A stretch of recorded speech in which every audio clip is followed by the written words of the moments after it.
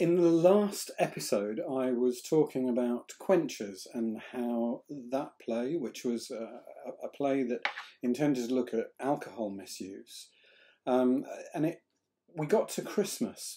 We completed the play, and suddenly during the holidays, I saw a Christmas Drink Drive campaign featuring Derek and Audrey Probart, who were victims. Their daughter was killed by drink drivers, and suddenly we heard, and this was the first time it had happened to me, I heard the victim voices of this crime.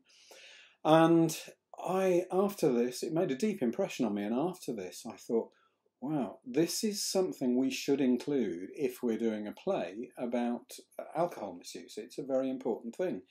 But kids were on holiday, and I had to do something very, very quick because we had a performance date set, and I couldn't ask everybody to come and do the research with me. So I made arrangements with a local policeman to go and visit someone he knew who had, in fact, killed her own sister in a drink driving accident in the area. I went, I did the interviews with her on the same day, and she was very willing. Her attitude was, I've made a huge mistake. The world's entitled to know about it, and hopefully some good can come out of bad. And I think one of the things that I've found about doing these plays is that it actually can help the person to talk about it. She'd never actually talked about it before. I was very keen, and I made it very clear to her from what I'd done with the Graham Salmon play, that I would stick to the words. This is my handwritten account of her words.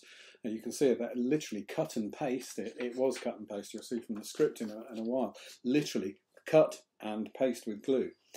And I said to Tony, her real name is, but we called her Judy for the sake of the title. I said, I will stick to the truth. I don't like these things that say, for dramatic purposes, we've changed it. No, we will stick to the truth. And you'll have the right to change anything that you feel doesn't feel true within what you've said. So I interviewed her, interviewed Duncan, interviewed Chris Caton, the police officer who was there, who happened to know the family, and the nurse who also happened to know the family. So everybody lived locally and they could remember this. And the words were absolutely, as you know, because you've heard them, staggering. And they were very honest. I went home that Christmas. I spent Christmas working, it's my mum and dad's house. I can see their little cup. Writing the script. There we are. And here it is. This is the script that I handwrote. You can see it, handwritten script, literally stick and paste. And what happened in these scripts is that previously, when I was at school, the productions that I directed, I was directing kind of normal conversations. And there's one or two ways that you can do it, and there's little nuances. In these, you have long periods of narration. You've got to make it exciting. It's the sort of thing you'd pick up and you'd look at and you'd think, wow, that's a long speech. There you go, that page is just full of long speeches. We had to make it interesting. We had to move it. There are no stage instructions, and that's what I think is really good about these plays for performers. They can take an ownership, and each production is different. So when we were creating the way in which we perform these verbatim plays, we would bring to it lots of creativity. And the way of staging one version of it will be very different to the next. And what I love seeing is how people do it differently. I don't particularly like people seeing it done as I do. So that for me is the advantage of my work, is the fact it forces you to be creative. And I knew if we were going to put this on, we had to do a car accident scene. That's impossible. How do you do it? We had no idea. Frantic Assembly didn't exist, so we hadn't got their kind of role model of how they do these things. We just had to invent. But we didn't say, oh, we can't do it, we won't do it. We just decided we'd do it. We put on a version within Quenchers, and the last 15 minutes probably was Too Much Punch for Judy, and the title, you might be interested to know, came from, I think it was a Northern Ireland drink drive campaign, and that was the original poster. And many years later, this lady turned up at a production and said, I was in that poster, and there we are. It was clear from rehearsing the Too Much Punch for Judy within Quenchers that was the little gem. And so in the summer holidays, after we'd been to Edinburgh, I decided to write an extension to it and turn it into a proper full-length one-act play. Here's Joe and Judy, and what better motivation is there for my performers than to have the real people coming to watch the rehearsals? And Judy did. She would come in and watch and be moved by it. She'd been at Harlow Playhouse when we performed it to an audience. She'd been amazed by the impact it had, that little quarter of an hour bit had, on people she didn't know.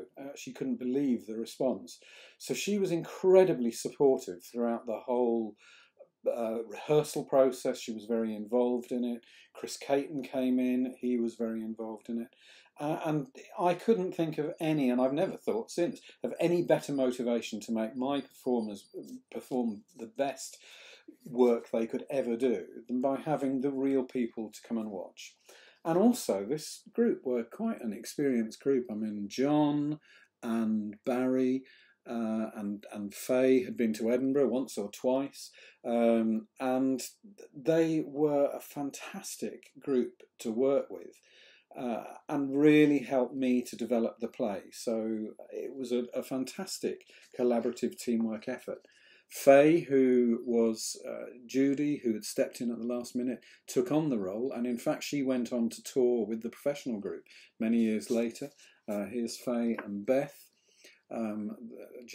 Joe and Judy in that first Epping Youth Theatre production. You can see we had a little bit of costume, so the nurse was there. We've got her mum consoling Judy at the very end of the play. We've got PC Caton and PC Abrahams, Barry and George. And of course they were, by this point, Epping Youth Theatre was getting interest from TV, so there's a clip on breakfast television and TV AM. And a fantastic poster that, again, our John Rowley produced. Wonderful poster for Too Much Punch for Judy. So all this artwork was going on around it. We performed it, very, very successful. This was the Times Edge supplement. Again, we were getting national reviews. We were just a little comprehensive school youth theatre, but it was picking up big interest. I'm going to read a little bit from the review because this is one of my favourite reviews ever written. The play is performed with steely concentration and a minimum of sentimentality by its young cast. The equally young audience I sat in was patently out for some whooping Friday night fun, watching their mates on stage.